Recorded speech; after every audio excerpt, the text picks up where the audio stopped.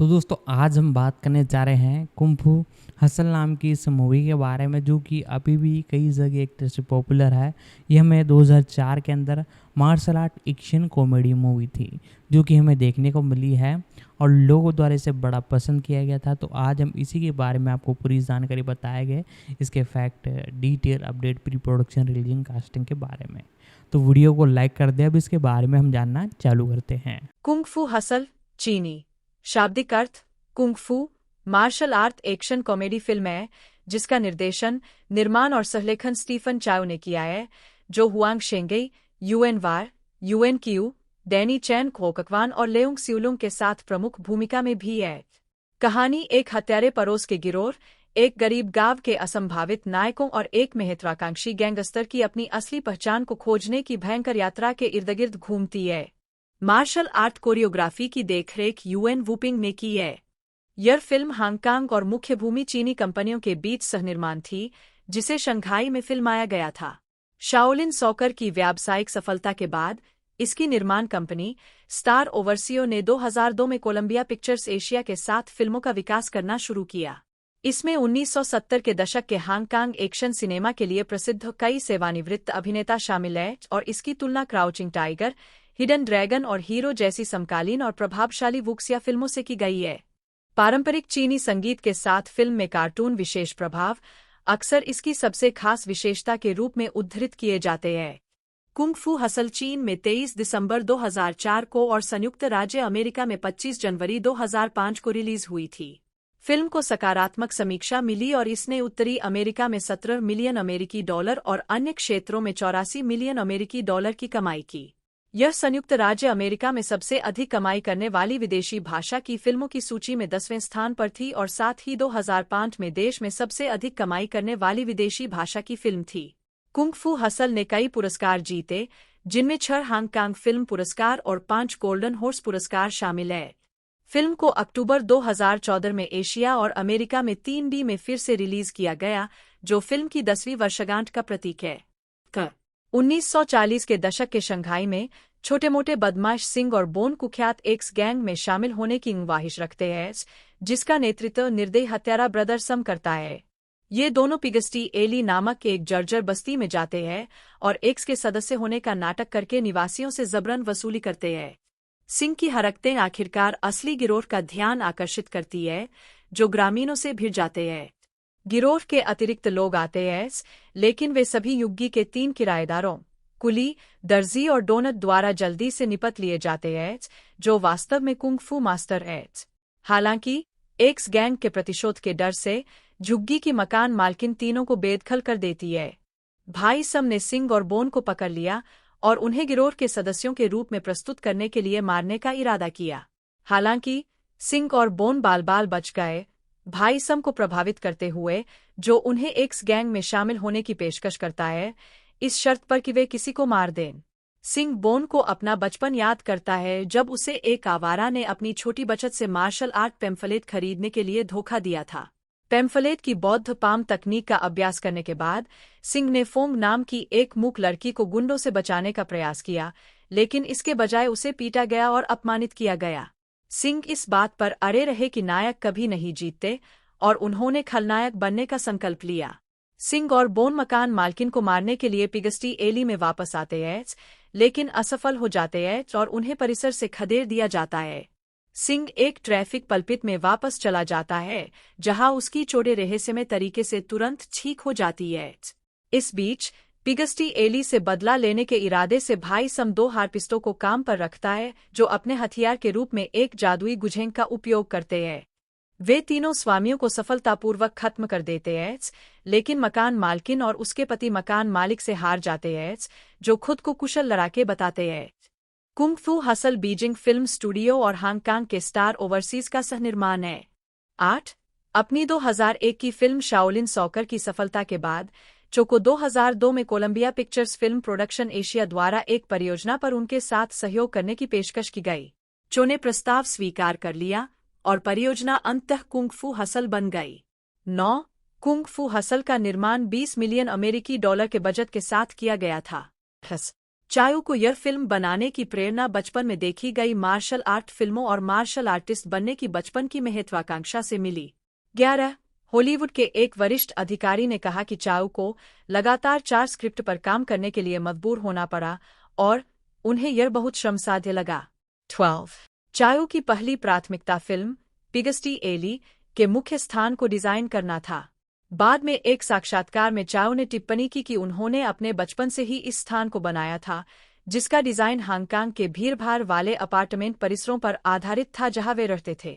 13 1973 की show brothers studio की film the house of बेहतर टेनेंसा पिगस्टी एली के लिए एक और प्रेरणा थी। 15 एली को डिजाइन करना जनवरी 2003 में शुरू हुआ और इसे पूरा होने में 4 महीने लगे। अपार्टमेंट में कई प्रॉप्स और फर्नीचर पूरे चीन से प्राचीन वस्तुएं थीं। 16 ढलाई कुंग फू हसल में 1970 के दशक के कई विपुल हांगकांग एक्शन सिनेमा अभिनेता शामिल हैं। चाइना ड्रामा अकादमी पेकिंग ओपेरा स्कूल के पूर्व छात्र युएन वार, जिन्होंने 100 से अधिक हांगकांग फिल्मों में काम किया और ब्रूस ली के लिए स्टंट डबल थे, ने पिगस्टी एली के मकान मालिक की भूमिका निभाई। वार ने कुंग फू हसल में अभिनय करना अपने करियर का शिखर माना। फिल्म की सफलता के बावजूद उन्हें चिंता थी कि आजकल कम लोग मार्शल आर्ट का अभ्यास करते हैं। 17 मकान मालकिन की भूमिका के लिए ऑडिशन मार्च 2003 में शुरू हुए। यूएन क्यू, जिन्होंने ऑडिशन नहीं दिया था, को उनके दोस्त के स्क्रीन टेस्ट के दौरान उनके चेहरे पर व्यंग्यात्मक भाव के साथ सिगरेट पीते हुए देखा गया, जिसने उन्हें भूमिका दिलाई। 18 चाइना ड्रामा अकादमी के सिफू युजिन्युएन की छात्रा क्यू 18 साल की उम्र में 1974 की James bond film the man with the golden gun में दिखाई दी थीं। 19 कई अन्य छोटी भूमिकाओं के बाद उन्होंने 1980 के दशक में फिल्मों से संन्यास ले लिया। कुंग फू हसल 19 वर्षों में उनकी पहली भूमिका थी।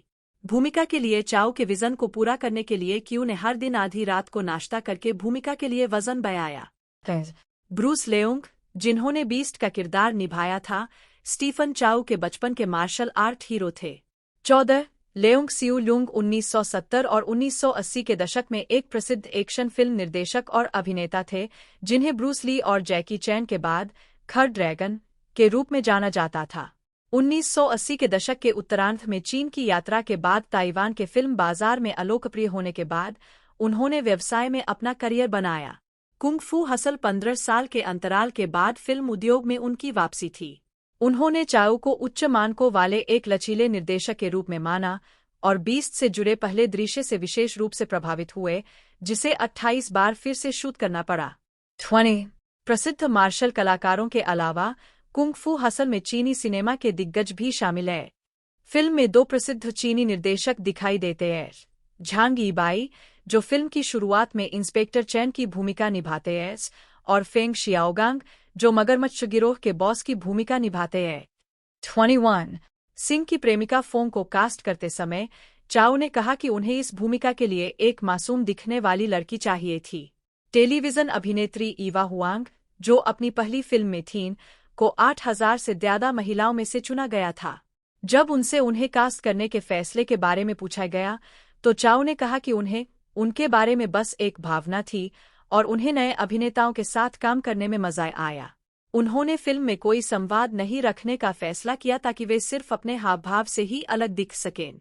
1822 फिल्माने बौद्ध स्टार्ट का सीजीआई निर्माण। फिल्मांकन जून 2003 से नवंबर 2003 तक शंघाई में हुआ। 23 2/3 समय लड़ाई के दृश्यों की शूटिंग में बिताया गया।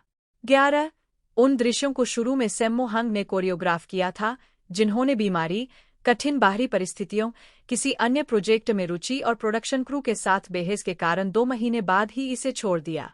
24 हंग की जगह यूएन वुपिंग ने ले ली, जो 1960 के दशक के हांगकांग एक्शन सिनेमा से लेकर क्राउचिंग टाइगर, हिडन ड्रैगन और द मैट्रिक्स जैसी हाल की फिल्मों के अनुभव वाले एक एक्शन कोरियोग्राफर है। यूएन ने तुरंत प्रस्ताव स्वीकार कर लिया। 9 यूएन ने डेडली मेलोडी और बुद्धिस्ट पाम जैसी पुरानी लग रही वुक्सिया लड़ाई शैलियों का इस्तेमाल किया। 25 उन्होंने टिप्पणी की कि फिल्म की हास्य प्रकृति के बावजूद हांगकांग की कंप्यूटर ग्राफिक्स कंपनी सेंट्रो डिजिटल पिक्चर्स लिमिटेड द्वारा बनाए गए फिल्म के अधिकांश विशेष प्रभावों में, जिसने पहले शाओलिन सॉकर और किल बिल जैसी फिल्मों पर काम किया था, कंप्यूटर जनरेटेड इमेजरी और वायर वर्क का संयोजन शामिल था। सेंट्रो डिजिटल ने फिल्मांकन शुरू होने से पहले सीजीआई दृश्यों पर व्यापक परीक्षण किए और प्रारंभिक शॉट्स का उपचार तुरंत बाद शुरू हुआ। सीजीआई चालक दल ने वायर इफेक्ट्स को संपादित किया और उच्च रिजोल्यूशन में विशेष प्रभाव लागू किए।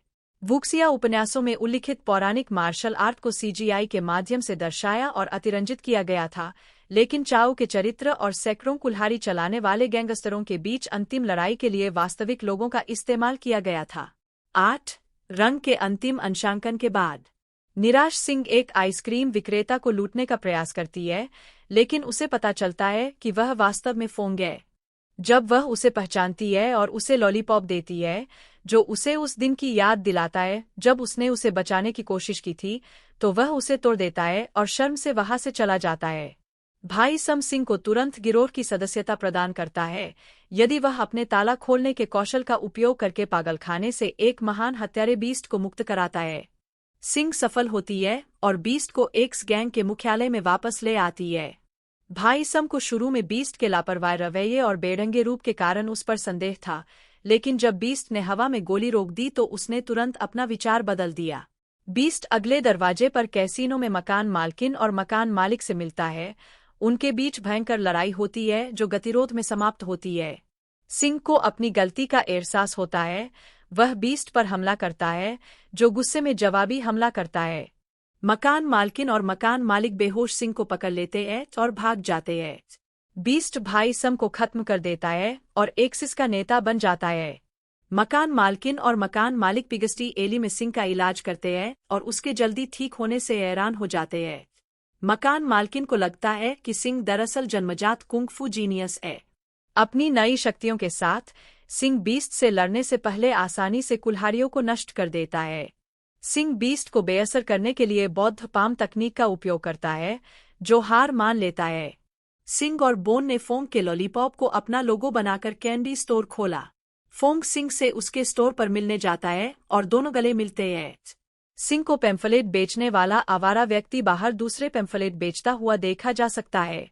ढालना स्टीफन चाओ सिंह के रूप में जीवन में एक असफल व्यक्ति जो एक्स गैंग में शामिल हो जाता है, लेकिन जल्द ही एक उच्च बुलावा पाता है। वह फुटकार बौद्ध पाम तकनीक में माहिर है। बीस्ट द्वारा सिंह को मौत के कगार पर पहुंचाने के बाद सिंह अपने क्यूई प्रवाह को रीसेट करता है, अपने भीतर के प्राकृतिक रूप से जन्मे कुंग-फू मास्टर को मुक्त करता है। डैनी चैन क्वोकक्वान भाई सम के रूप में एक्स गैंग का महत्वाकांक्षी नेता। उसके नेतृत्व में एक्स गैंग चीन के सभी अन्य गिरोहों का सफाया कर देता है। यूएनक्यू पिगस्टी एली की मकान मालकिन एच। वह लामा पाई लायन की दहाड़ तकनीक की मास्टर एच। उनकी एक ऐसी ध्वनि है जो किसी भी चीज को चीर सकती है। यह चरित्र शिया ओलोंगनू का एक संकेत है, जो क्लासिक वुक्सिया उपन्यास the return of the condor heroes के 2 भाग्यशाली प्रेमियों में से एक है। 7 यूएन वार पिगस्टी एली के जमींदार के रूप में। वह ताइची में विशेषज्ञता रखने वाले कुंग-फू के मास्टर है। वह लचीला है और हवा में मंडरा सकता है। यह किरदार यांग गुओ का एक संकेत है, जो क्लासिक वुक्सिया उपन्यास the return of the condor heroes के 2 भाग्यशाली प्रेमियों में से एक है। 7 लेओंग सिउलंग द बीस्ट के रूप में एक बुआ लेकिन अविश्वसनीय रूप से मजबूत कुंग-फू मास्टर। उसके बारे में अफवाह है कि वह जीवित सबसे खतरनाक व्यक्ति है, हालांकि उसका कौशल उसके अव्यवस्थित रूप से छिपा हुआ है। वह क्वान लुन स्कूल से टॉड स्टाइल का मास्टर है। वह एक टॉड के रूप में सुपरलीप और किसी व्यक्ति को अत्यधिक बल से सिर पर वार करने सहित अभिनय कर सकता है। जिंग यूकुली के रूप में टैम स्कूल से 10 to 12 किक्स तकनीक का एक कुंग-फू विशेषज्ञ। उसके पैर अविश्वसनीय रूप से तेज एच और जब कोई प्रतिद्वंद्वी आ रहा होता है तो उसे पता चल जाता है। चिऊ चीलिंग पिगस्टी एली के दर्जी के रूप में। वह हंग गा आयरन वायर फिस्ट तकनीक में माहिर है और अपनी भुजाओं पर लोहे के छल्ले के साथ लड़ता है। डोंग जिहुआ डोनट के रूप में पिगस्टी एली में एक बेकर। वह 8 ट्रिग्राम स्टाफ में माहिर है। वह युद्ध में डंडे और भाले का उपयोग करने में माहिर है। लैम चीचुंग बोन सिंह का मोटा अनारी साथी जो सिंह के पीछे पीछे घूमता रहता है। हुआंग शेंगई फोंग सिंह की मूक प्रेमिका और बचपन की परिचित। सिंह ने उसे छोटी उम्र में बदमाशों से बचाया था। तिन काईमैन भाई सम के सलाहकार है। भाई सम की बीस्ट द्वारा हत्या के बाद वह एक्स गैंग के मुखिया का पद संभालते हैं। गार हांगहे और फंग हकन हार्पिस्ट के रूप में कुल्हाड़ी गिरोह द्वारा नियुक्त 2 हत्यारे जो अपने पीड़ितों को जादुई गुझेंग या चीनी वीना से मार देते हैं। लैम सुएट और लियांग श्याओ को कुल्हाड़ी गिरोह के उच्च पदस्थ सदस्य के रूप में दिखाया गया है। यूएन चेओंगयान भिखारी के रूप में वह व्यक्ति जिसने Singh the Buddha's palm manual बेचा था। वह एक धोखेबाज है जो अपने लिए पैसे कमाने के लिए बच्चों को बरगलाता है। यूएन फिल्म के फाइट कोरियोग्राफर यूएन वुपिंग का भाई है। फेंग शियाओगांग मगरमच्छ गिरोह के नेता के रूप में फिल्म की शुरुआत में उसे कुल्हाड़ी गिरोह द्वारा मार दिया जाता है। वह भाई सुम द्वारा मारा जाने वाला आखिरी गिरोह नेता था। फेब मुख्य लेख kung fu hustle sound track. Film के मूल स्कोर का अधिकांश हिस्सा रेमंड वोंग द्वारा रचित और हांगकांग चीनी ऑर्केस्ट्रा द्वारा प्रदर्शित किया गया था। 26 स्कोर 1940 के दशक की तलवारबाजी फिल्मों में इस्तेमाल किए जाने वाले पारंपरिक चीनी संगीत की नकल करता है। 27 वोंग के कार्यों में से एक नथिंग वेंचर्ड नथिंग गेनड खलनायक एक्स गैंग और पिगस्टी एले के शांतिपूर्ण पड़ोस के बीच एक विपरीत अंतर प्रदान करता है, जिसे एक चीनी लोकगीत fisherman song of the East China Sea द्वारा दर्शाया गया है। 21 वोंग की रचनाओं और विभिन्न पारंपरिक चीनी गीतों के साथ शास्त्रीय रचनाओं को स्कोर में दिखाया गया है, जिसमें पाब्लो डी सरसाटे द्वारा जिग्यूनर वेइसेन और आराम खाचटुरियन द्वारा सेबर डांस के अंश शामिल हैं। 28 गीत जियाओ वेइनी हुओ यितियन केवल तुम्हारे लिए एक दिन जीना चाहता हूँ फिल्म के अंत में ईवा हुआंग द्वारा पृष्ठभूमि में गाया गया है। 1970 के दशक में लियू चियाचांग द्वारा लिखित यह एक लड़की की अपने प्रियजन की यादों और उसके लिए फिर से जीने की इच्छा के बारे में बताता है। 29 कुंग फू हसल को 24वें हांगकांग फिल्म अवार्ड्स में सर्वश्रेष्ठ मूल फिल्म स्कोर के लिए नामांकित किया गया था। 30 साउंड ट्रैक के एशियाई और अमेरिकी संस्करण जारी किए गए। साउंड ट्रैक का एशियाई संस्करण 17 दिसंबर 2004 को सोनी म्यूजिक एंटरटेनमेंट द्वारा जारी किया गया था और इसमें 33 ट्रैक हैं।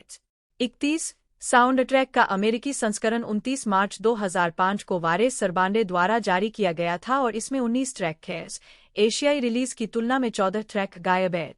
32 ट्रेलर के साउंड ट्रैक को कैलिफोर्निया के सांता रोजा स्थित Epiphany Music and Recording Inc में मास्टर किया गया था। अन्य कार्यों के संदर्भ कुंग फू हसल फिल्मों, एनिमेटेड कार्टून, वुक्सिया उपन्यासों, एनीमे और अन्य स्रोतों की एक विस्तृत श्रृंखला का संदर्भ देता है। पिगस्टी एली की आवास व्यवस्था 1973 की Hong Kong film the house of 72 tenants के समान है। यह शंघाई के एक शांति टाउन में सेट है जो हांगकांग के दर्शकों को उनके कठिनाई के दिनों में वापस ले जाता है, लेकिन साथ ही मुख्य भूमि चीन के दर्शकों को भी दिलचस्पी देता है। जैसा कि हो ने बताया, चाओ तेजी से आधुनिकीकरण पर चीन की मौजूदा चिंताओं को संबोधित करने के लिए हांगकांग के अतीत को अपनाता है और पूर्व उपनिवेश के अपने अर्धपुनर्मिलित मातृभूमि के साथ बंधन को सुरक्षित करता है। भावनात्मक और फिल्म व्यवसाय दोनों शब्दों में। 33 चाओ की पिछली फिल्म शाओलिन सॉकर के 2 संदर्भ हैं। क्लर्क शाओलिन सॉकर में एक विरोधी टीम के नेता के रूप में भी दिखाई दिया, जिसने शाओलिन सॉकर टीम को हराने के लिए छिपे हुए हथियारों का इस्तेमाल किया था। जब सिंह पिगस्टी एली में एक लड़के को चुनौती देता है तो सिंह उसे द कराटे किड कहता है, जो इसी नाम की 1984 की फिल्म का संदर्भ है। सिंह और हेयर ड्रेसर के बीच विवाद के दौरान हेयर ड्रेसर कहता है, भले ही आप मुझे मार दें, फिर भी मेरे हजारों और होंगे। यह लू हाओडोंग द्वारा दिए गए एक प्रसिद्ध उद्धरण का संदर्भ है, जो कि किंग राजवंश के अंत में एक चीनी क्रांतिकारी था। 34 वह दृश्य जिसमें सिंह का गली से भागते समय मकान मालकिन द्वारा पीछा किया जाता है, वह लूनी ट्यून्स कार्टून के पात्रों विले ई कोयोट और रो रनर को श्रद्धांजलि है। शुरुआती दृश्य के दौरान जिसमें मगरमच्छ गिरोह के नेता को एक्स गिरोह के भाई सम द्वारा मार दिया जाता है, पृष्ठभूमि में 1939 की फिल्म लेगौर से लेवे का एक पोस्टर दिखाई देता है। जिस दृश्य में सिंह आइसक्रीम विक्रेता को लूटता है, उसमें 1935 की फिल्म टॉप एल्ट का एक पोस्टर पृष्ठभूमि में है। जब सिंह पागलखाने में बीस्ट की कोठरी के दरवाजे पर पहुंचता है तो उसे कोठरी के दरवाजे से खून की एक बड़ी लहर निकलती हुई दिखाई देती है, जो द शाइनिंग के एक दृश्य के समान है। 35 मकान मालकिन एक बिंदु पर कहती है, कल एक और दिन है, जो 1936 के उपन्यास गॉन विद द विंड और इसके 1939 के फिल्म रूपांतरण से एक पंक्ति है। कथानक का एक प्रमुख तत्व 1961 में रिलीज हुई वुक्सिया फिल्म श्रृंखला पाम ऑफ रुलाई पर आधारित है। 36 सिंह ने छोटी उम्र से ही पाम ऑफ रूलाई, बौद्ध पाम शैली में इस्तेमाल की जाने वाली लड़ाई शैली का अध्ययन किया और कुंग फू हसल के अंत में इसका इस्तेमाल किया। वास्तव में बौद्ध पाम लड़ाई शैली प्रभाव पर हथेली के आकार के क्रेटर और छेद नहीं छोड़ती है। इसके बजाय उपयोगकर्ता अपनी हथेली का उपयोग करके शक्तिशाली घूंसे मारता है। चीनी में जानवर का नाम हुओयुन जिएशेन, उग्र बादल का दुष्ट देवता, और मकान मालकिन और उसके पति के साथ लड़ाई भी पाम ऑफ रूलाई का संदर्भ है, जिसमें एक घातक रूप से घायल मास्टर अपनी कला की अंतिम तकनीकों के पैटर्न को घंटी में मारता। उदाहरण के लिए, मकान मालिक और मकान मालकिन खुद को यांग गुओ और शिया ओलोंगनू के रूप में संदर्भित करते हैं, जो चा के the return of the condor heroes के पात्रों के नाम एस जब वे जानवर से मिले थे। 38 सिंह का एक्स गैंग से लड़ते हुए हवाई दृश्य। यह लड़ाई मैट्रिक्स रीलोडेड की याद दिलाती है। गैंगस्टर फिल्मों के संदर्भ भी मौजूद है। एक्स गैंग के बॉस ब्रदर सम का नाम हुन सैम बड़ा हुन सम के नाम पर रखा गया है, जो इन्फर्नल अफेयर्स में एरिक सांग द्वारा निभाई गई ट्रायर बॉस है। 39 हार्पिस्ट हर समय समान टोपी और धूप का चश्मा पहने हुए द ब्लूज ब्रदर्स की नकल करते हैं। 40 जब वे एक्स गैंग सलाहकार द्वारा चापलूसी करते हैं तो उनमें से एक जवाब देता है, सख्ती से कहें तो हम सिर्फ संगीतकार हैं, एलवुड ब्लूज की एक पंक्ति के समान।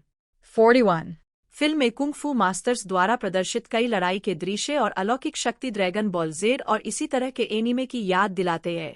जब डोनट की मृत्यु होती है तो वह कहता है, महान शक्ति में महान जिम्मेदारी निहित होती है। यह 2002 की स्पाइडरमैन का संदर्भ है, जिसे अंकल बेन ने अपनी मृत्यु से पहले कहा था। 34 इसके अतिरिक्त उस दृश्य में मकान मालकिन कहती है, जैसा डोनट ने कहा, हर किसी के अपने कारण होते हैं। यह जीन रेनोइर की 1939 की film the rules of the game का संदर्भ है। 42 बाद में अपनी अंतिम सांस के साथ डोनट उठता है, मकान मालिक की शर्ट पकड़ता है और अंग्रेजी में बोलता है, आप क्या करने के लिए तैयार हैं? यह ब्रायन डी पाल्मा की 1987 की फिल्म द अनटचेबल्स में जॉन कॉनरी के किरदार जिम मेलोन की ओर इशारा करता है। 44 मकान मालकिन और मकान मालिक की हत्या के लिए कुल्हाड़ी गिरोह के साथ बातचीत करते समय बीस्ट द्वारा कहा गया संवाद। तो युवा मित्र, मैं एक ऐसा प्रस्ताव रखूंगा जिसे आप मना नहीं कर सकते।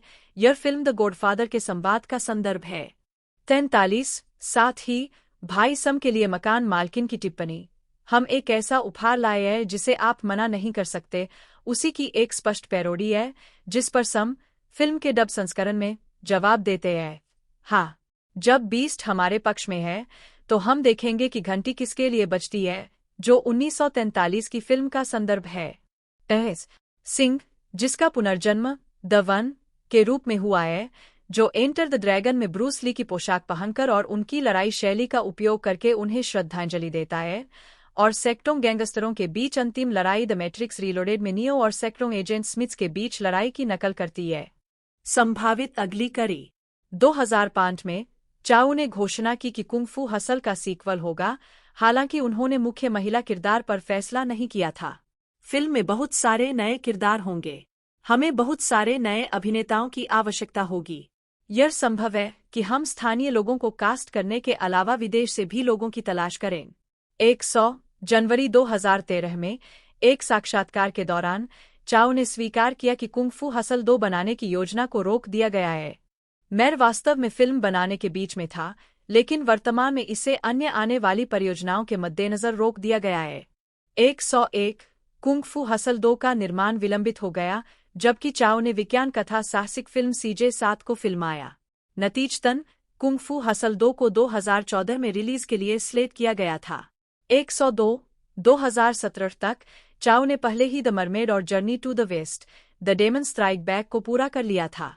पर्दे के पीछे के निर्माण पर उनके ध्यान और इस तथ्य के कारण कि उन्होंने CJ7 के बाद से उपस्थिति नहीं दिखाई है, यह संदेह था कि उन्होंने अभिनय करना बंद कर दिया है। हालांकि चाओ ने स्पष्ट किया कि वह अभी भी अभिनय करना चाहते हैं, लेकिन उन्हें उनके लिए उपयुक्त भूमिका नहीं मिली है। कुंग फू हसल 2 अधूरा रह गया। 103 फरवरी 2019 में the new king of comedy के प्रोमो इंटरव्यू के दौरान स्टीफन ने पुष्टि की कि सीक्वल पर काम चल रहा है। वह फिल्म का निर्देशन करेंगे और संभवतः फिल्म में कैमियो करेंगे, लेकिन कहानी पहले वाले की सीधी सीक्वल नहीं होगी। चाओ बताते हैं कि सीक्वल पहले वाले का आध्यात्मिक उत्तराधिकारी होगा, लेकिन आधुनिक समय में सेट होगा। 1000 वीडियो गेम, ऑनलाइन और मोबाइल गेम। 2004 में सोनी पिक्चर्स एंटरटेनमेंट द्वारा उनकी जापानी वेबसाइट पर एक प्रमोशनल फ्लैश गेम जारी किया गया था। 105 यह गेम जापानी गेम डेवलपर .0 द्वारा बनाया गया था और यह point and click beat M up के रूप में खेला जाता है। 106 मोबाइल फोन के लिए डिजाइन किया गया एक साइड स्क्रोलिंग गेम बाद में 2006 में डेवलपर थ्रेस्पिड द्वारा जारी किया गया था। 107 MMO 2007 में सोनी ऑनलाइन एंटरटेनमेंट ने घोषणा की कि चीनी बाजार के लिए फिल्म पर आधारित एक व्यापक multiplayer online 2D side scrolling fighter game का विकास किया जा रहा है। 2 साल बाद गेम का पूर्वावलोकन E3 में दिखाया गया, जहां इसे आलोचकों से मिश्रित समीक्षाएं मिली, जिसमें कई लोगों ने इसकी तुलना गिल्ड वॉर्स और फैंटेसी स्टार ऑनलाइन जैसे समान MMO गेम से की। 108 PC और PS3 के लिए उत्तरी अमेरिका में रिलीज की योजना 2009 के अंत में बनाई गई थी। 108 लेकिन यह कभी सफल नहीं हुई। यह गेम केवल एशिया में PC के लिए उपलब्ध था। 109 यह भी देखे। Film portal, Chandni Chowk to China, kung fu Hustle से प्रेरित 2009 की बॉलीवुड फिल्म। 110 चीन का सिनेमा, हांगकांग का सिनेमा, सब कुछ हर जगह एक साथ, कुंग-फू हसल से प्रेरित एक 2022 हॉलीवुड फिल्म। कुंग-फू पांडा फिल्म, कुंग-फू हसल से प्रेरित 2008 की एक हॉलीवुड फिल्म। बधिर और कम सुनने वाले लोगों पर आधारित फिल्मों की सूची। UN वार फिल्मोग्राफी। विज्ञप्ति, कुंग-फू हसल का प्रीमियर 2004 के टोरंटो अंतर्राष्ट्रीय फिल्म महोत्सव में हुआ था। 47 बाद में इसे दिसंबर 2004 में चीन, हांगकांग और मलेशिया सहित पूरे पूर्वी एशिया में रिलीज किया गया। 48 यह फिल्म पहली बार जनवरी 2005 में सनडांस फिल्म फेस्टिवल में अमेरिका में दिखाई गई थी। 49 और फिर 2 सप्ताह तक लॉस एंजल्स और न्यूयॉर्क में दिखाए जाने के बाद 22 अप्रैल 2005 को आम रिलीज के लिए खोली गई। 50 उत्तरी अमेरिका में DVD रिलीज 8 अगस्त 2005 को हुई थी। 51 DVD का ब्लूरे संस्करण 12 दिसंबर 2006 को सोनी पिक्चर्स द्वारा रिलीज किया गया था। फिल्म का एक UMD संस्करण प्लेस्टेशन पोर्टेबल के लिए रिलीज किया गया था। 52 संयुक्त राज्य अमेरिका की DVD रिलीज को सेंसर किया गया था, जिसमें बहुत सारे खून या मानव मल वाले कई दृश्यों को काट दिया गया था। बाद में रिलीज हुई, जिसे द किक एडिशन कहा गया, ने इन दृश्यों को बहाल कर दिया। 53 54 यूनाइटेड किंगडम में मानक DVD 24 अक्टूबर 2005 को जारी की गई थी। उसी दिन कलेक्टर के सामान के साथ एक विशेष संस्करण जारी किया गया था, जिसमें प्लेइंग कार्ड, एक कीरिंग, एक स्वेट बैंड और एक इन्फ्लेटेबल कुल्हाड़ी शामिल थी। 55 56 8 अप्रैल 2007 को सोनी पिक्चर्स होम एंटरटेनमेंट ने एक ब्लूरे संस्करण जारी किया। 57 फिल्म का पुर्तगाली शीर्षक कुंग-फू है, जो कुंग-फू और कन्फ्यूसाओ भ्रम जैसा लगता है। 58 कुंग-फू की तरह ही इतालवी और स्पेनिश शीर्षक कुंग-फ्यूजन और कुंग-फ्यूशन थे, जो भ्रम के शब्द हैं। 59 60 फ्रांस में फिल्म को क्रेजी कुंग-फू के रूप में जाना जाता है और हंगेरियन शीर्षक एपोफोनोक फोल्डजे है, जिसका अर्थ है the land of punches. 61 62 Korea में एक सीमित कलेक्टर संस्करण DVD जारी की गई, जिसमें एक चमड़े का बटुआ, स्टीफन चाओ की पाम फिगर उनके हस्ताक्षर के साथ, एक फोटो एल्बम और प्रामाणिकता के प्रमाण पत्र के साथ विशेष कुंग-फू की पुस्तिका शामिल थी। 63 रोटन टोमाटोज पर फिल्म को 191 समीक्षाओं के आधार पर 91% अनुमोदन रेटिंग और 7.7/10 की औसत रेटिंग मिली। साइट की आलोचनात्मक सहमति कहती है, कुंग-फू हसल ने विशेष प्रभाव, मार्शल आर्ट और लूनी टून्स को मजेदार प्रभाव के लिए मिश्रित किया है। 51 मेटाक्रिटिक पर फिल्म को 38 आलोचकों के आधार पर 100 में से 78 का स्कोर मिला, जो आमतौर पर अनुकूल समीक्षा दर्शाता है। 64 हांगकांग के निर्देशक और फिल्म समीक्षक गैब्रियल वोंग ने 1970 के दशक के कई सेवानिवृत्त कुंग-फू अभिनेताओं की वापसी का हवाला देते हुए इसकी ब्लैक कॉमेडी, विशेष प्रभावों और नॉस्टेल्जिया के लिए फिल्म की प्रशंसा की। 66 फिल्म समीक्षक रोजर एबर्ट का फिल्म का विवरण, जैकी चैन और बस्टर कीटन की तरह क्वेंटिन टारनटिनो और बक्स बनी से मिलना, अमेरिका में फिल्म के प्रचार पोस्टरों पर छपा था। 66 67 अन्य आलोचकों ने इसे क्राउचिंग टाइगर, हिडन ड्रैगन का हास्य संस्करण बताया। 68 सकारात्मक समीक्षाओं ने आमतौर पर फिल्म में मौजूद मुलेई ताऊ कॉमेडी के तत्वों को श्रेय दिया। 69 कई समीक्षकों ने इसे कंप्यूटर एनहांस्ड लूनी ट्यून्स पंचअप के रूप में देखा। 51 70 71 2021 में अमेरिकी फिल्म निर्माता जेम्स गन ने इसे अब तक की सबसे महान फिल्म कहा। 72 आवश्यक निंदक और वाक्यगत उदासीनता का संयोजन जो दर्शकों को हंसाता है। इसका तात्पर्य है कि मानव जटिलता की एक दुनिया दिलचस्प भ्रामक सतह के नीचे है। 33 फिल्म की अधिकांश आलोचना इसके चरित्र विकास और सुसंगत कथानक की कमी के कारण हुई। उदाहरण के लिए, लास वेगास वीकली ने फिल्म की आलोचना इस बात के लिए की कि इसमें पर्याप्त केंद्रीय नायक और चरित्र की गहराई नहीं है। 73 आलोचना फिल्म के कार्टूनुमा और बचकाने हास्य की ओर भी निर्देशित थी। 71 हालांकि इसे उचित माना गया क्योंकि kung fu hustle production team ने फिल्म के पात्रों को काफी हद तक एक-आयामी बनाने का विकल्प चुना। फिल्म में निर्देशकों ने एक अंतर्राष्ट्रीय दर्शकों को आकर्षित करने का प्रयास किया, चीनी की स्पष्ट रूप से पश्चिमी धारणाओं की पुष्टि की, जिसे कई पुरानी कुंग फू फिल्मों ने उलटने का प्रयास किया। 75 कुंग फू हसल टीम चीनी सिनेमा के इतिहास में एक अधिक प्रगतिशील पीढ़ी को आकर्षित करने का प्रयास करती है। पहले कुंग फू फिल्म उद्योग में इसमें आमतौर पर जटिल चरित्र शामिल होते थे और लिंग से लेकर नस्ल और साथ ही राष्ट्र तक की संरचनाओं का पता लगाने और उन्हें उजागर करने का भी प्रयास किया जाता था। 75 एक आयाम कुंग फू हसल की प्रमुख विशेषता है क्योंकि यह एक फिल्मी शैली में निहित है जो हांगकांग की पहचान से जुड़ी है, लेकिन चीन के अतीत और कुंग फू वीरता की पश्चिमी कल्पना का भी प्रतिनिधित्व करती है। 75 box office kung fu hustle 23 दिसंबर 2004 को हांगकांग में प्रदर्शित हुई और अपने पहले दिन के $4,990,000 की कमाई की। यह 2004 के बाकी दिनों और 2005 की शुरुआत में बॉक्स ऑफिस पर शीर्ष पर रही और अंततः $61.27 मिलियन की कमाई की। इसके बॉक्स ऑफिस टैली ने इसे हांगकांग के इतिहास में सबसे अधिक कमाई करने वाली फिल्म बना दिया। 76 जब तक कि इसे 2011 में you are the apple of my eye ने पीछे नहीं छोड़ दिया। 76 इस काम ने जो अभूतपूर्व बॉक्स ऑफिस बनाया और साथ ही इसके स्थानीय दर्शकों ने जो सामूहिक आनंद का अनुभव किया, उसने संभावित रूप से हांगकांग फिल्म उद्योग को क्षेत्र में राजनीतिक रूप से अस्थिर समय के दौरान बचाया। 33 सोनी पिक्चर्स क्लासिक्स ने 8 अप्रैल 2005 को न्यूयॉर्क सिटी और लॉस एंजल्स में सीमित नाट्य रिलीज में कुंग फू हसल को खोला, इससे पहले कि यह 22 अप्रैल को उत्तरी अमेरिका में व्यापक रूप से रिलीज हो। 7 सिनेमाघरों में सीमित रिलीज के अपने पहले सप्ताह में इसने $2,69,225 $38,461 प्रति स्क्रीन की कमाई की। 77 जब इसे 2,503 सिनेमाघरों में व्यापक रिलीज के लिए विस्तारित किया गया, जो किसी विदेशी भाषा की फिल्म के लिए सिनेमाघरों की अब तक की सबसे बड़ी संख्या थी, तो इसने $749,572 $2,696 प्रति स्क्रीन की मामूली कमाई की। अंततः 129 दिनों में कुल $108,591 की कमाई की।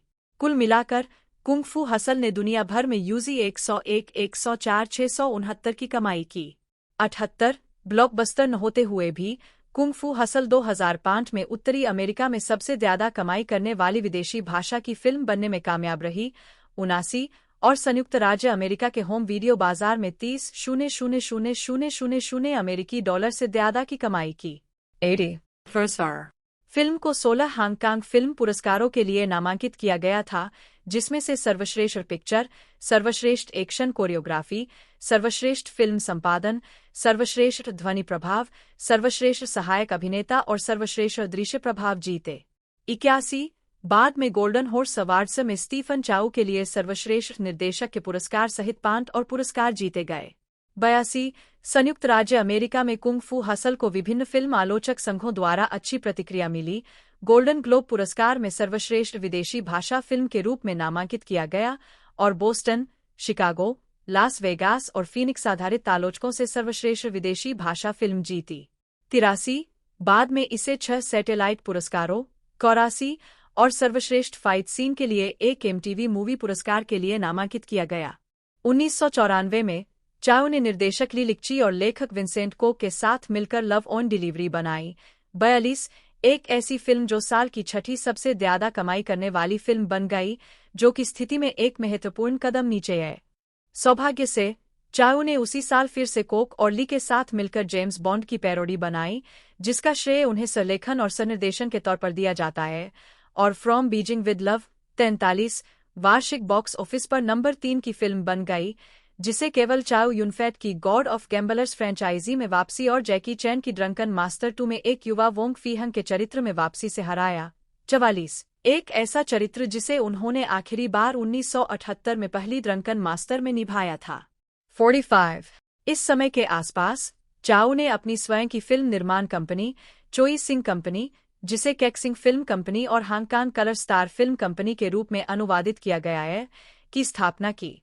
46 और जेफ लाओ से अपनी अगली फिल्म लिखने और निर्देशित करने के लिए संपर्क किया।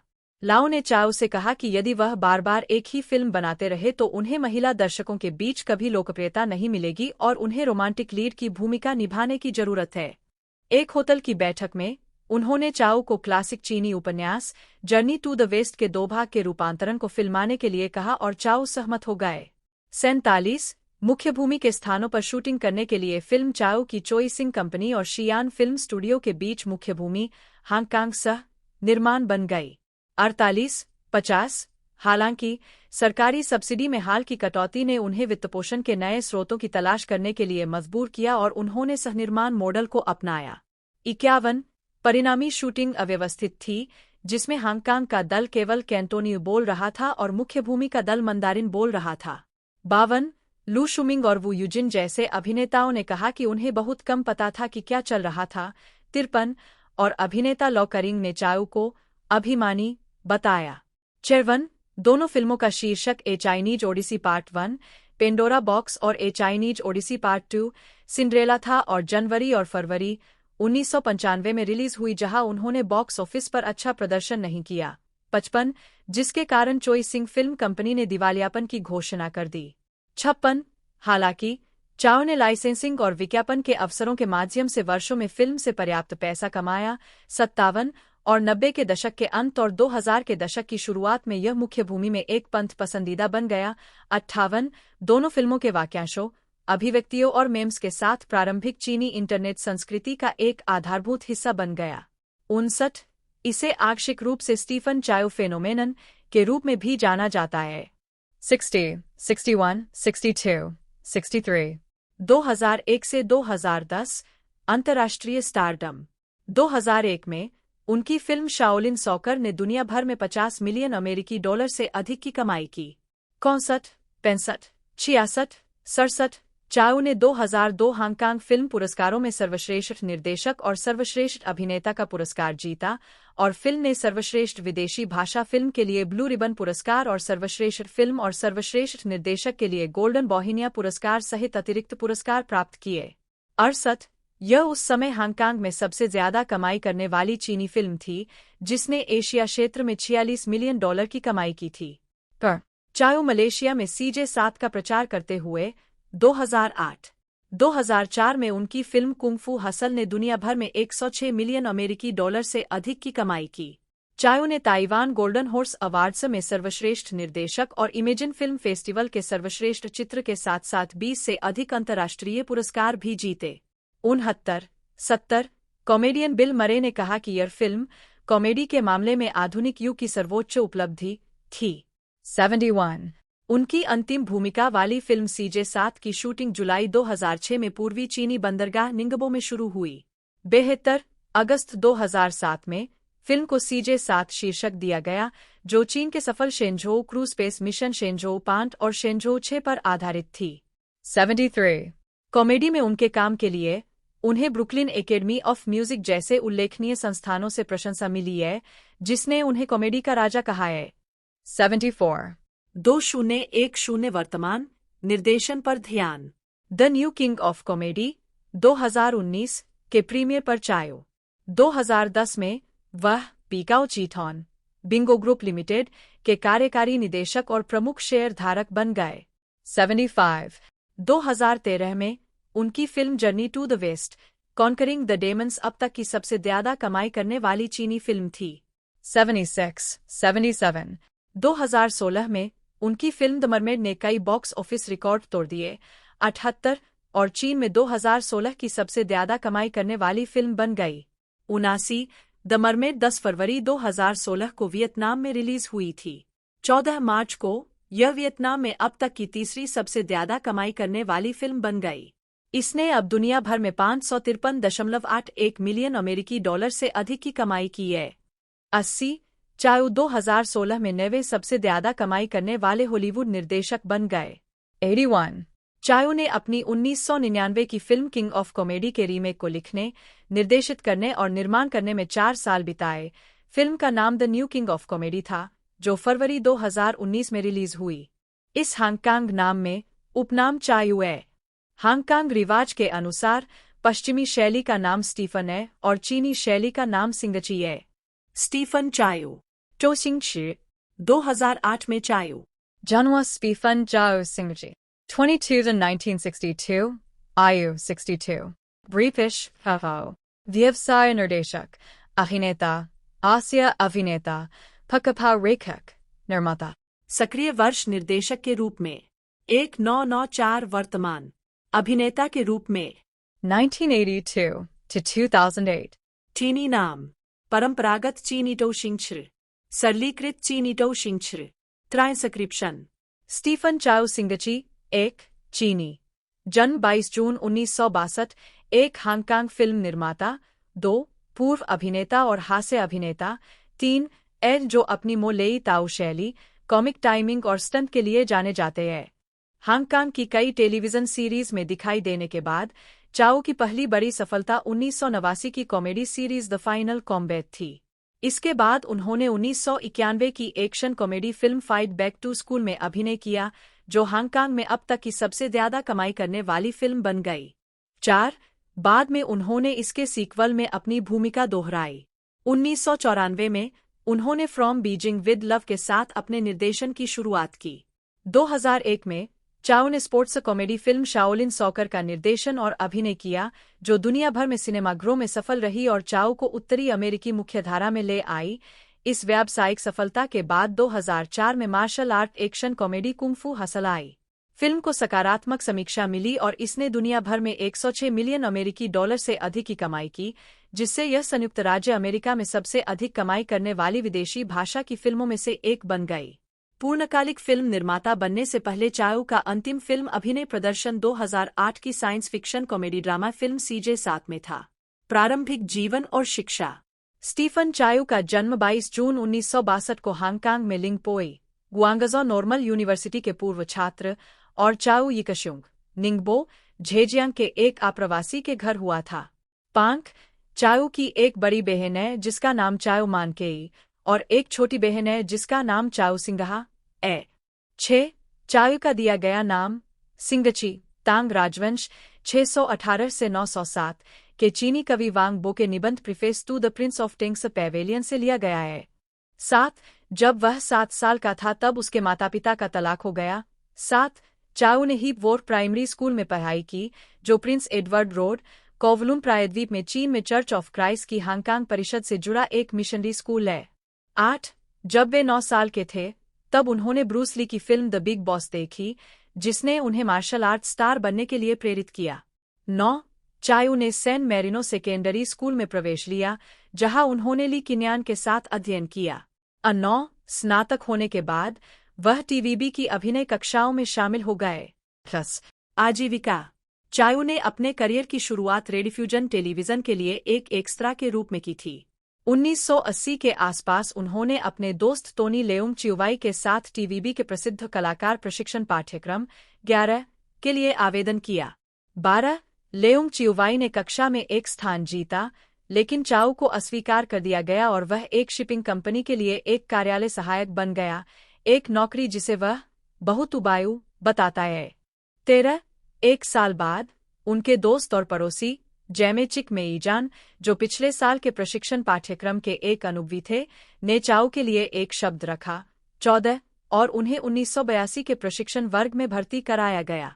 उन्होंने टीवीबी जेर बच्चों के कार्यक्रम 430 स्पेस शटल के मेजबान के रूप में जनता का ध्यान आकर्षित किया। 15 16 वह 5 साल तक इस शो के साथ रहे। 17 निर्माता और अभिनेता डैनी ली ने उन्हें अपनी कंपनी मैग्नम फिल्म्स के साथ 2 साल के अनुबंध पर हस्ताक्षर किया। 18 और उन्हें अपराध ड्रामा फाइनल जस्टिस 1988 में सहायक भूमिका में लिया। 19 जिसने उन्हें गोल्डन हॉर्स अवार्ड्स में सर्वश्रेष्ठ सहायक अभिनेता का गोल्डन हॉर्स अवार्ड दिलाया। अगले 2 वर्षों तक चाउ ने बिना रुके काम करते हुए उस सफलता को बुनाया। उन्होंने TV wuxia series the final combat 1989 में और अधिक टेलीविजन स्टारडम हासिल किया। 20 द फाइनल कॉम्बैट के 30 एपिसोड की शूटिंग के अलावा वह उसी अवधि के दौरान 12 फीचर फिल्मों में भी दिखाई दिए। 21 उनमें से अधिकांश थ्रायर फिल्में, एक्शन फिल्में या ड्रामा थीं। जेफ लाउ ने उन्हें पुलिस थ्रिलर थंडर कॉप्स 2 1989 में निर्देशित किया और 1990 की शुरुआत में उन्हें याद किया जब निर्माता एनजीसीयूएन ने पिछले साल की हिट चाओ यूनफेट वाहन गॉड ऑफ गैम्बलर्स की सफलता को भुनाने की कोशिश की। चाओ सीक्वल की शूटिंग के लिए वापस नहीं आएंगे और इसलिए बाजार में एक छेद को भांपते हुए एनजी ने जेफ लाउ को एक पैरोडी निर्देशित करने के लिए काम पर रखा। 22 स्टीफन चाओ के साथ अपने काम को याद करते हुए लाउ ने उन्हें स्टार के रूप में काम पर रखा। उन्हें शार्ला चेउंग जो 12 और फिल्मों में चाओ के सहकलाकार के रूप में दिखाई देंगे 23 और एनजी मेंटेट के साथ जोड़ा जो 70 के दशक में एक बड़े स्टार थे। जुए की लत ने उनके करियर को बर्बाद कर दिया। वह तब एक चरित्र अभिनेता के रूप में वापसी करने की कोशिश कर रहे थे। 24 ऑल फॉर द विनर 1990 अब तक की सबसे ज्यादा कमाई करने वाली हांगकांग फिल्म और साल की नंबर 1 फिल्म बन गई। 25 वोंग जिंग ने चाओ को आधिकारिक सीक्वल गॉड ऑफ गैम्बलर्स 2 1990, 26 और God of Gamblers 3 Back to Shanghai 1991, 27 sequel में अभिनय करने के लिए काम पर रखा जिसे वोंग ने लिखा और निर्देशित किया। चाओ यूनफेट 1994 की गॉड ऑफ गैम्बलर्स रिटर्न में प्रसिद्ध हुई भूमिका में लौटेंगे। 28 जिसे वोंग ने भी लिखा और निर्देशित किया था। ऑल फॉर द विनर 29 के बाद लाउ ने स्टीफन चाओ के साथ कभी काम न करने की कसम खाई थी और इसलिए जब उस हिट का सीक्वल बनाने का समय आया तो स्टीफन चाओ केवल एक संक्षिप्त कैमियो में दिखाई दिए। 30 ऑल फॉर द विनर के बाद चाओ को 2 और बड़ी हिट फिल्में मिली, गॉड ऑफ गैम्बलर्स 2 और ट्रिकी ब्रेन्स, जिन्होंने बॉक्स ऑफिस पर क्रमशः एचके 40 मिलियन 31 और एचके 31 मिलियन 32 की कमाई की। लेकिन इसके बाद ऐसा लगा कि उनकी प्रतिष्ठा में गिरावट आई है क्योंकि ऑल फॉर द विनर की अगली कड़ी द टॉप बेट ने स्थानीय बॉक्स ऑफिस पर कम प्रदर्शन किया 33 और उनकी अगली फिल्में लीजेंड ऑफ द ड्रैगन और Fist of Fury 1991 HK 25 million की बाधा को पार करने में विफल रहीं। 34-35 सिटी एंटरटेनमेंट पत्रिका ने बताया कि चाओ का करियर खत्म हो गया था और वह ऑल फॉर द विनर की हिट के बाद खुद को दोहरा रहे थे। 36 विंस एंटरटेनमेंट चैन का दावा है कि वह पटकथा से असंतुष्ट थे और उन्होंने 15 बुलेट पॉइंट्स के साथ एक रूपरेखा के रूप में फिल्म को फिर से लिखा और बाकी फिल्म में सुधार किया गया। 37 परिणाम एक ऐसी फिल्म थी जिसमें चाओ को एक नायक की मुख्य भूमिका में लिया गया और इसका परिणाम स्थानीय बॉक्स ऑफिस पर एचके 43 मिलियन था। एक नई फ्रेंचाइजी 1992 और 1993 में सीक्वल होंगे और जिसे सफलता का एक स्थानीय बेंचमार्क माना जाता है। यह पहली बार था जब चाओ ने हांगकांग बॉक्स ऑफिस पर नंबर 1 स्थान से जैकी चैन को हटा दिया। अगले दशक में चाओ 40 से अधिक फिल्मों में दिखाई दिए 38 और अपने करियर के दौरान 8 बार बॉक्स ऑफिस पर नंबर 1 स्थान हासिल किया। पोचू चुई या बोचू चुई 8 सितंबर 2019 एक हांगकांग फिल्म निर्माता थे जिन्हें स्टीफन चाओ और जेटली के साथ सहयोग करने के लिए जाना जाता था। 2-3 filmography and the love lingers कार्यकारी 1977, वुवियत की कहानी 1981, फोंग साई युग 2 1993, Tai Chi Maser 1993, Ohara Ko 1998, crouching tiger hidden dragon सहयोगी 2000, so close 2002, kung fu hustle 2004, निडर 2006, सीजे 7 2008, Cardi 2009, Jump 2009, कन्फ्यूशियस 2010, जादूगर और सफेद सांप 2011, बैजेस ऑफ फ्यूरी 2013, शीर्ष मजाकिया कॉमेडियन द मूवी 2017, डैनी चैन क्वोककवान जन्म 1 अगस्त 1975 एक हांगकांग अभिनेता और मार्शल कलाकार है। उन्हें दिखने में ब्रूस ली जैसा दिखने के लिए जाना जाता है और उन्होंने 2008 की television series the legend of Bruce Lee, 2015 की फिल्म आईपी मैन 3 और इसके 2019 के सीक्वल आईपी मैन 4 में ली का किरदार निभाया है। चैन ब्रूस ली द्वारा बनाई गई मार्शल आर्ट जीत कुंडो का भी अभ्यास करते हैं। 2. आजीविका। चैन ने रॉक बैंड पोएट के प्रमुख गायक के रूप में अपना करियर शुरू किया। उद्धरण वांछित, उन्होंने कई हांगकांग फिल्मों में छोटी भूमिकाएं भी निभाईं। 3. वे पहली बार स्टीफन चाओ द्वारा निर्देशित 2 फिल्मों में अभिनय के लिए प्रसिद्ध हुए। शाओलिन सॉकर 2001 में गोलकीपर खाली हाथ के रूप में और कुंग फू हसल 2004 में एक्स गैंग के बॉस ब्रदर सम के रूप में। 2008 में ब्रूस ली से उनकी समानता के कारण उन्हें जीवनी संबंधी television series the legend of Bruce Lee में प्रसिद्ध मार्शल कलाकार को चित्रित करने के लिए चुना गया था। 3-2. चैन ने 2015 की फिल्म आईपी मैन 3 में ली के रूप में अपनी भूमिका दोहराई, जो ली के गुरु के जीवन पर आधारित है। उन्होंने 2019 की फिल्म आईपी मैन 4 में एक बार फिर भूमिका निभाई, जो फ्रेंचाइजी की अंतिम किस्त है। व्यक्तिगत जीवन। चैन की शादी 2014 से हांगकांग की अभिनेत्री एम्मे वोंग से हुई है। 2019 से 2020 के हांगकांग विरोध प्रदर्शन के दौरान हांगकांग पुलिस बल के लिए समर्थन व्यक्त करने के बाद उन्होंने अपने बीजिंग समर्थक रुख के लिए विवाद खड़ा कर दिया है। उन्होंने सोशल मीडिया पर पोस्ट किया था कि पुलिस को किसी भी प्रदर्शनकारियों पर आसानी से नहीं जाना चाहिए और न ही उनमें से किसी को जाने देना चाहिए। 4. चयनित फिल्मोग्राफी। पतली परत। फिल्मों में प्रदर्शित फिल्मों की सूची, वर्ष, शीर्षक और भूमिका सहित। वर्ष शीर्षक भूमिका 1996 युवा और खतरनाक 3 कुहो जाए 3 ट्रिट्रिसौटोटेन फैटसेस का गैंगस्टर। 1999 Kiss. 10 यैन में यूपीले बालों वाला छग। 2001 शाओलिन सॉकर। शाओलिन जूछेव खाली बिजली का हाथ। Bullets of La. 不死情迷 2002 वैम्पायर्स का युग। पिशाचों का युग चोई। 2004 कुंग फू हसल भाई सुम। 2007 यर एक अद्भुत जीवन। ए सन वुकोंग बंदर देवता। कुंग फू fighter. Kung Fu Wudi Roin Chisu. 2008 CJ7. 长江七号 मेरी पत्नी जुआ खेलने में माहिर है। आई मनु सबसे भाग्यशाली आदमी। तासुशी होकिन 2009 Yabala. Anth Allah. 2009. और 2009 वेब सिंगल 2। 2010 बस एक और पेंडोरा का बक्सा। ये कांग बाउख सैनिक। आइस का कांग पपी लव। छूलैन खोंगडोपिंग एक्वेरियम मालिक। 2015. भिक्षु पहाड़ से नीचे आता है Zhao Xinchuan. Blind spot. IP Man 3 ये वन 3 Bruce Lee. 2018 kung fu league. 2019 IP Man 4 ये वन 4 ब्रूस ली। टेलीविजन। टेलीविजन प्रस्तुतियों की सूची, वर्ष, शीर्षक और दर्शाई गई भूमिका सहित। वर्ष शीर्षक भूमिका channel. 2008 the Legend of Bruce Lee की कहानी ब्रूस ली सीसीटीवी। 2011 भाइयों के जुड़वा परिवार की तस्वीरें को झोंक सीसीटीवी -1। यूएन वार जन्म युंग काइची 2 सितंबर 1950 एक हांगकांग एक्शन फिल्म अभिनेता, एक्शन कोरियोग्राफर, स्टंटमैन और मार्शल कलाकार है, जो 160 से अधिक फिल्मों और 20 से अधिक टेलीविजन श्रृंखलाओं में दिखाई दिए है। प्रारंभिक जीवन। 2 सितंबर 1950 को हांगकांग में युंग काइची के रूप में जन्मे काई ने 1950 और 1960 के दशक के अंत में हांगकांग के एक Peking opera school, China drama अकादमी में भाग लिया। उन्हें मास्टर यू जिम यूएन द्वारा प्रशिक्षित किया गया था और वे जैकी चैन, सेम्मो हंग, यूएन बियाओ, यूएन क्यू और कोरी यूएन सहित साथी छात्रों के साथ 7 लिटिल फॉर्च्यून्स के सदस्य बन गए थे। अन्य छात्रों की तरह उन्होंने अपने सिफू का दिया नाम यूएन लिया। अपनी जीवनी में जैकी चैन ने लिखा है कि यूएन वार की मार्शल आर्ट क्षमता का उनके साथी छात्रों के बीच काफी सम्मान था। ओपेरा स्कूल छोड़ने के बाद कई छात्रों ने हांगकांग फिल्म उद्योग में प्रवेश किया।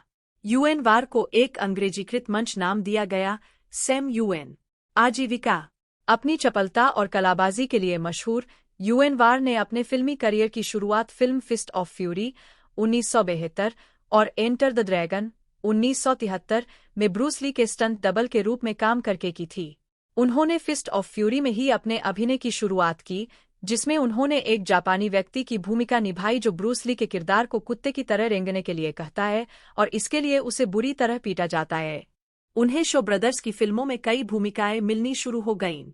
यूएन की बहुमुखी प्रतिभा, उनका दुबलापतला शरीर और बाद में उनकी विशिष्ट मूंछों ने उन्हें अक्सर ज्यादातर फिल्मों में खलनायक के रूप में पेश किया।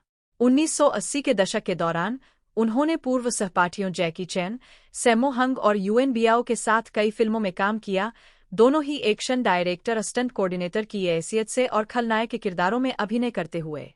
इन फिल्मों में mister vampire 1985, my lucky stars 1985, millionaire express 1986, eastern condors 1986 और ड्रैगन्स फॉरएवर 1988 शामिल हैं। 1990 के दशक के दौरान, जब वे अभी भी कई फिल्मों में काम कर रहे थे, तब यूएन ने टीवीबी के लिए टेलीविजन सीरीज की भूमिकाओं पर ध्यान केंद्रित करना शुरू कर दिया। 1996 में उन्होंने द नाइट जर्नी सीरीज में जियांगशी पिशाचों से लड़ने वाले एक ताओवादी पुजारी की भूमिका निभाई। उनकी हास्यपूर्ण और प्यारी स्क्रूज जैसी छवि ने उन्हें हांगकांग टेलीविजन सर्किट पर लोकप्रियता दिलाई। तब से वे 20 से अधिक विभिन्न टेलीविजन सीरीज में दिखाई दिए हैं। 2004 में यूएन को स्टीफन चाओ की कॉमेडी फिल्म कुंग-फू हसल में मकान मालिक की भूमिका में लिया गया था।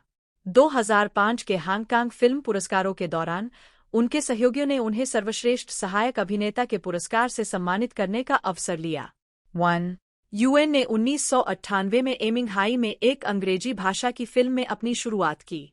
वह एक अन्य अंग्रेजी भाषा के प्रोडक्शन 2008 की Baz Luhrmann period film Australia में निकोल किडमैन और ह्यूग जैकमैन के साथ दिखाई दिए। उन्होंने 2021 की Marvel cinematic universe film Shang Chi and the legend of the 10 rings में सहायक भूमिका निभाई। यूएन वा ने 60 से अधिक फिल्मों में अभिनय किया है और 160 से अधिक फिल्मों में काम किया है। 1970 के दशक के आरंभ में यूएन ने स्टंटमैन और एक्स्ट्रा के रूप में काम किया, बाद में स्टंट समन्वयक, एक्शन निर्देशक की भूमिका के साथ साथ पूर्ण अभिनय भूमिकाएं भी निभाईं। 1980 के दशक के दौरान उन्होंने कई फिल्मों में काम किया, मुख्य रूप से अपने पूर्व चाइना ड्रामा अकादमी मित्रों सैमो हंग, जैकी चैन और यूएन बियाओ की फिल्मों में खलनायक की भूमिका में। 1990 के दशक के मध्य से यूएन ने हांगकांग में एक टेलीविजन करियर की शुरुआत की।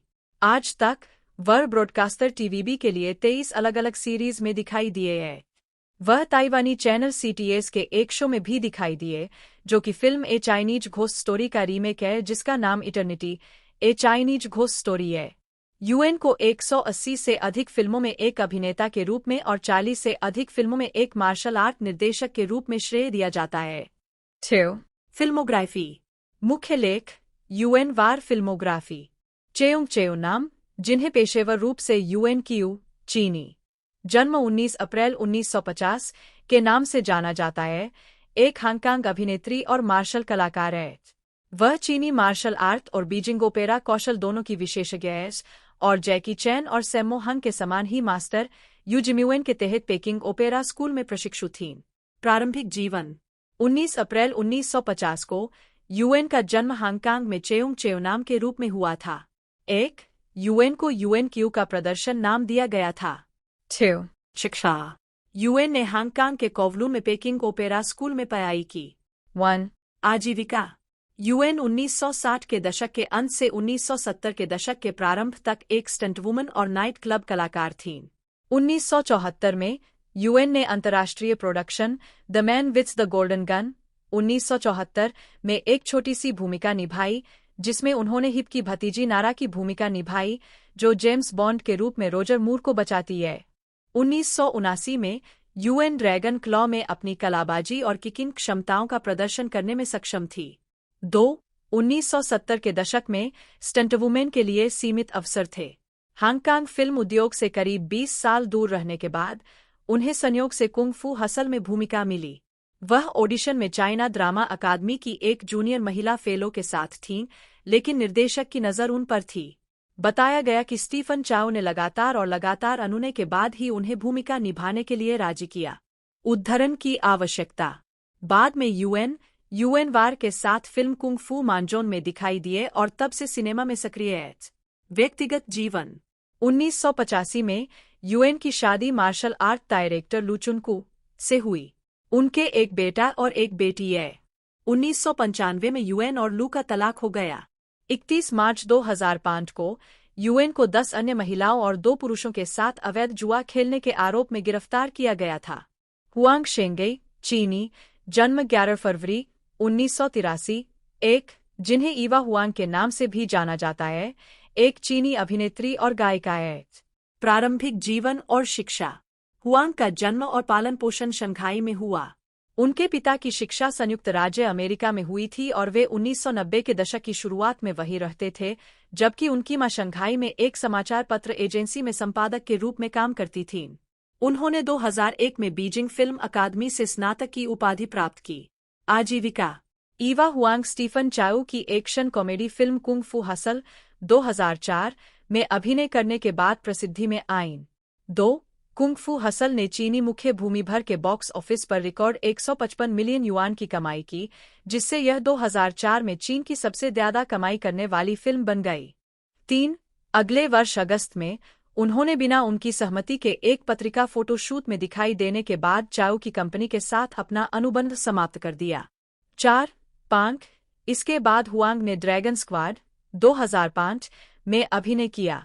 6. जिसे आलोचकों की प्रशंसा मिली और यह चीन के राष्ट्रीय संग्रहालय द्वारा स्थायी संग्रह में सूचीबद्ध होने वाली पहली फिल्मों में से एक थी। 7. 2006 से शुरू करके हुआंग ने चाइना जूली ग्रुप के साथ कई टेलीविजन सीरीज पर काम किया, जिनमें फेरी कपल 2007 और द शैडो ऑफ एम्प्रेस वू 2007 शामिल है। 8. 9. फेरी कपल साल का सबसे ज्यादा रेटिंग वाला ड्रामा था और इससे हुआंग की पहचान बढ़ी। 10. उन्होंने लुइस चा के उपन्यास Sword Stained with Royal Blood के टेलीविजन रूपांतरण में भी अभिनय किया। 11.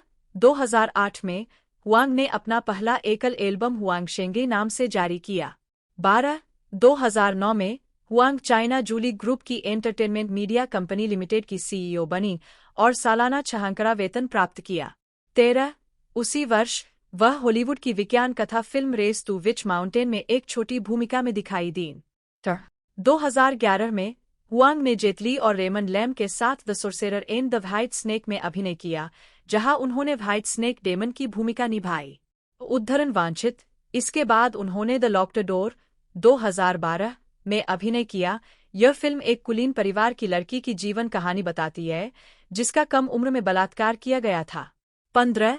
फिल्म ने मोनाको चैरिटी फिल्म फेस्टिवल में सर्वश्रेष्ठ फीचर जीता। 16. 2013 में हुआंग ने रोमांस ड्रामा मैरिज रूल्स में अभिनय किया। 17. यह हुआंग के अपने स्टूडियो द्वारा बनाया गया पहला प्रोडक्शन है और यह एक व्यावसायिक और रेटिंग सफलता थी। 18.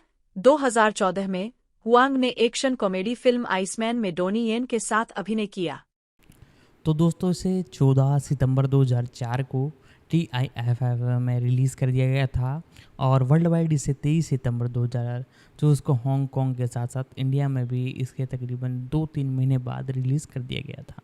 बाकी इसकी एक तरह से रनिंग लेंथ 98 मिनट थी और इसे हांगकांग और चीन में बनाया गया था।